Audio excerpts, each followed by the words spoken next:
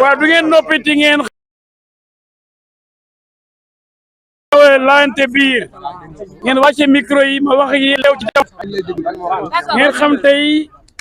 li cour d'appel bu Dakar joxe ci dogal ginnaaw ñu ooyee Ousmane Sonko ak Mame Mbaye Niang pour attewaat leen ma di leen yëgal loo xam ne ñu bëri yëguñu ko yéen waa Sénégal Ousmane Sonko def na appel le 28 bi passé waaye daf koy nëbb ni nëmm mais ni deful appel mais ni mayuñu ko mu def appel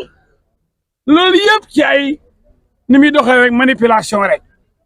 ma mel ni dañ ko atte sans mu def appel kon def na appel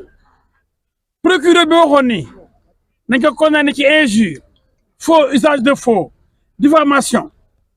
gis ni atte bi ci diffamation rek la ko attekat bu njëkk bi teg mu def appel ndax d'accordul ci loolu Mame Mbaye Niang mi laajoon ñaar fukki milliards ak juróom-ñeent yiñ ko jiiñ ni moom la sàcc te laalul ñaar dërëm mu ne comme yaa ma jiiñ sàcc ñaar fukki milliards ak juróom-ñeent yow loolu laa lay laaj ndàmpaay ñu bëri nañ ay 200 millions bëri naa nga waaye ko am fit wax njomme joxe ay chiffres 29 milliards muy sos bu rëy a rëy a rëy waaye ndàmpaay bi koy mën a faj kay mooy 29 milliards rek su dëgg courte que se paye par courte que du li nga wax jiñ ko nit te amul mais moom la lay fayee ko ndàmpaay moo tax Mame Mbaye Niang am na droit def appel procureur bi nga xam ne li mu waxoon faale wuñ ko ci wane ni li muy topp Ousmane Sonko faux usage de faux injure diffamation ñu ñàkkal ko fayda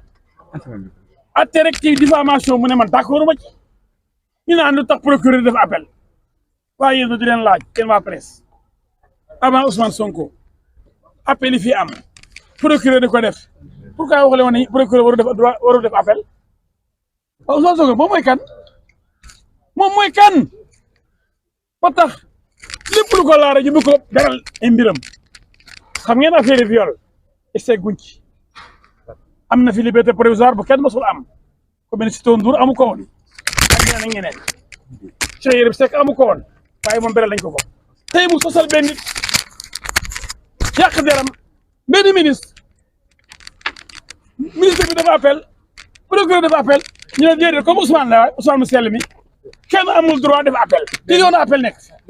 waaye tey ma ñëw nag ci verdict bi damay waroon wax Sénégalais yi xam ni manipulation bi am di jàll ci réseaux sociaux yi ak ci presse bi ñu gëmloon nit ñi ni deful appel may ñu sax mu def appel gëmloon nit ñi procureur war soo def appel danaan Mame Mbaye Niang tey moo bàyyi tey moo bañ a def appel fu ngeen mos a gisee tribunal bii ñuy atte chaque jour nit ku ñu mos a atte am ñu naan tey moo bàyyi parce que Sonko la encore tey moo bàyyi appel bi parce que Sonko la encore waaw lu xew lu ñu ragal lu ñu daw bay daanu Sonko mooy kan dafa nopp Sénégalais yi parce que moom ay la bëgg. est-ce que verdict bi doy na leen nee na magistrat yi da ngeen démb li mu wax da leen a menacé yéen ji atte da ngeen xam donc saaga leen menacé leen xam nga loolu garaaw na waaye malgré tout mu ñu jox ko sursis xam nga juge bu doon ko tëj 1 an ferme ñu ko procureur demandé mais moom may ko 6 mois sursis dawal laa biir kon Ousmane kenn amul benn acharnement ci kawam justice bii mu ñàkkal fayda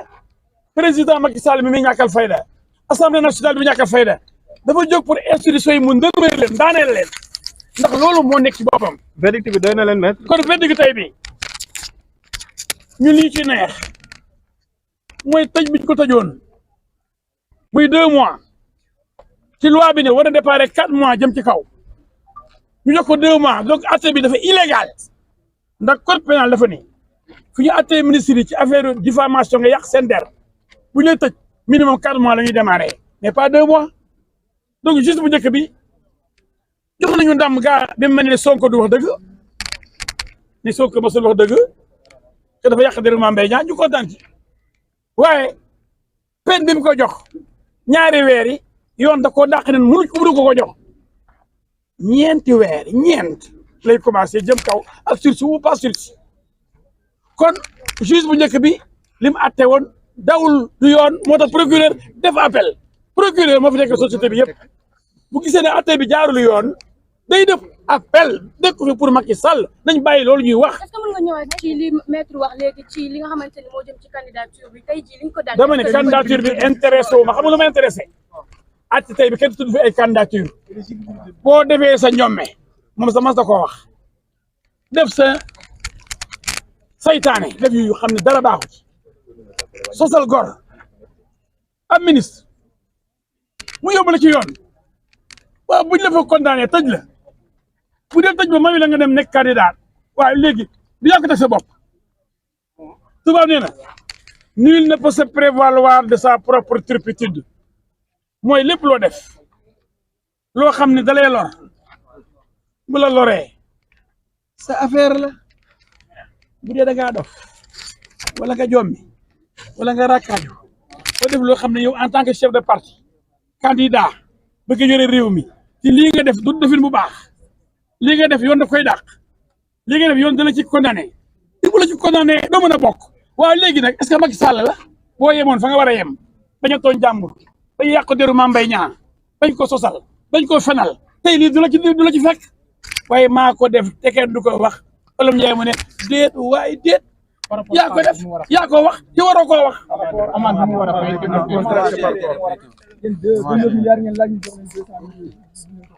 waaw loolu dafa tuuti ndax fen wi daa rëy. mais yow maître boo nee moom moo daf ko sosal te alors que y a des livres écrits comme Birame Seck Forum Civil mu wax ci même dossier Mame Mbaye Niang ni dafa détourné effectivement 29 milliards yooyu mais est-ce que où est le problème maintenant. man ku tardé aw ma réponse waxuma yow. nit ñi nekk ci jamono laay waxal. Birame Seck kenn dégg ko fi tey ci àtte bi ku mu nekk bind lu la neex waxte lu la neex intéressé wuñ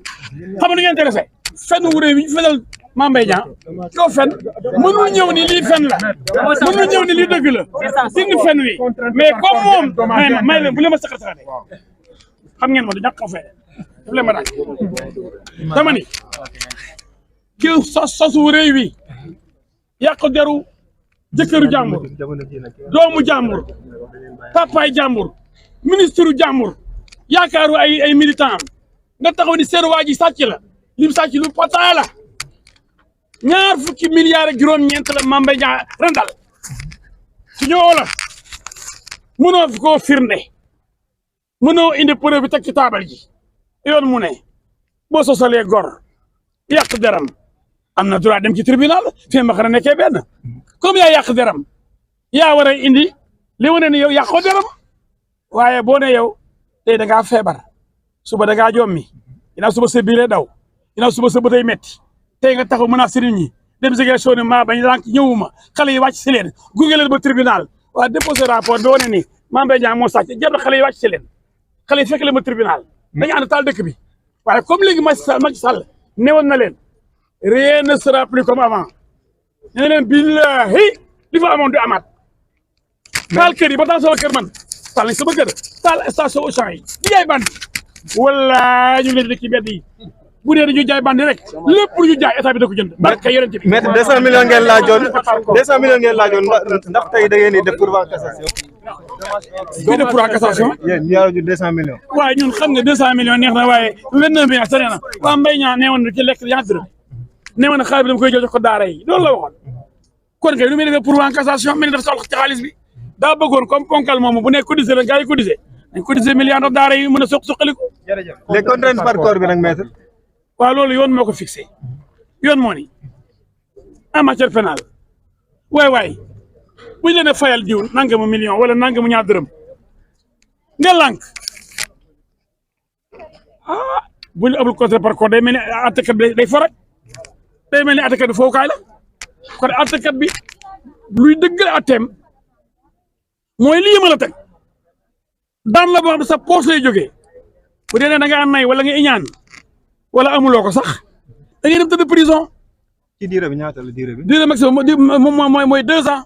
bu bëggee tëdd ñaari at yoo xam ne dañ ko yóbbul ay fondé ak ay ruy ndax mu gën a am yaram mën nañ koo def mais du ma leen yëgal daal en conclusion Mame Mbaye Niang ci procès bi ñu jógee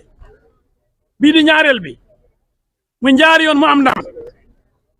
mu ngi gëm encore justice sénégalaise ndax bu ñu amatoon indépendance bu doon Macky Sall boo joxe ordre kon attaqué bu njëkk bi du def erreur yi mu def xam ne bu ko defee ñaari weer du mën a bokk xëy na ñëpp sax ñu bëri nee nañ xëy na moo ko tey yàlla rek a xam bu fekkoon ne jot ordre kon li atte bi keroog du bett ñëpp du bett procureur ba procureur gaaw def appel ba dañoo gaawantu affaire bi bu doon Macky joxe ordre bi est-ce que kon procureur dina def appel est-ce que kon juge bu njëkk bi dana juum wala dana violer loi bi loolu moo ne ni juge yi dañu am indépendance Sénégal dafa am indépendance waaye ñu yaru di ko yooyu ñu yàq ñooñu ñu bon ñooñu bu ko taal Sénégal ku wax ñu saaga la Sénégal a ngi leen di faj juge daa ngi leen di faj dañu bàyyi sos nañ bàyyi fen nañ ñeme dëgg ngir Sénégal jëm karante bu kenn taal Sénégal